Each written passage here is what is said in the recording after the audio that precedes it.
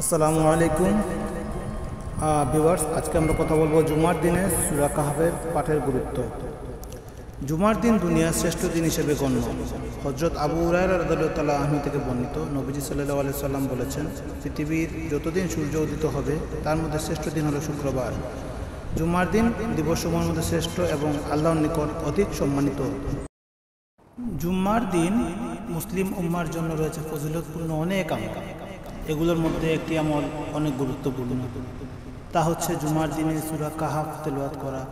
পবিত্র কুরআনের 15তম পারার 18তম সূরা এটি। কেউ যদি সম্পূর্ণ সূরাটি তেলাওয়াত করতে না পারেন, তবে সেজন্য এই সূরার প্রথম এবং শেষ 10 আয়াত তেলাওয়াত করে।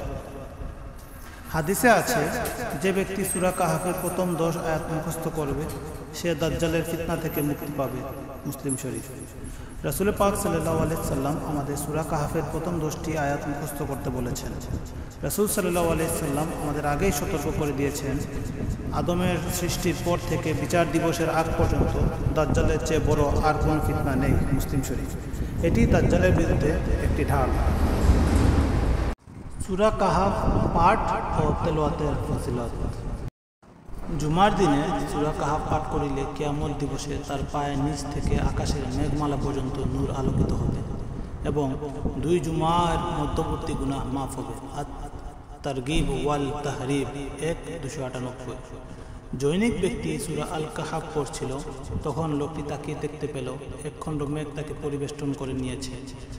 বারা ইবনু আজিজ বর্ণনা করেছেন যে লোকটি বিষয়টি রাসূলুল্লাহ সাল্লাল্লাহু আলাইহি ওয়াসাল্লামের কাছে বললেন। তিনি তাকে উদ্দেশ্য করে বললেন, হে অমুক, তুমি সূরাটি পড়তে থাকো, কারণ এটি ছিল আল্লাহর রহমত বা প্রশান্তি, যা কোরআন তেলাওয়াতের কারণে বা কোরআন তেলাওয়াতের জন্য অবতীর্ণ হয়েছিল।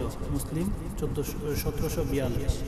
অর্থাৎ এটা হলো আল্লাহ তাআলার পক্ষ থেকে ওই সাকিনা বা প্রশান্তি যা কোরআন পাঠের সময় অবতীর্ণ হয়ে থাকে। বৃহস্পতিবার দিন শেষে সূর্য ডোবার পর থেকে শুক্রবার সূর্য ডোবা পর্যন্ত যে কোনো সময় সূরা কাহফ পাঠ করলে হাদিস অনুযায়ী আমল করা হবে ইনশাআল্লাহ। আজকে আমরা যা শুনলাম, আল্লাহ সুবহানাহু ওয়া তাআলা আমাদেরকে তা আমল করার তৌফিক দান করুন। সবাই বেশি বেশি শুক্রবারের দিন আমরা জুমার দিন সূরা কাহফ তেলাওয়াত করব। জাযাকাল্লাহ। সবাই লাইক শেয়ার দিয়ে আমাদের সাথে থাকবেন। আসসালামু আলাইকুম ওয়া রাহমাতুল্লাহি ওয়া বারাকাতুহু।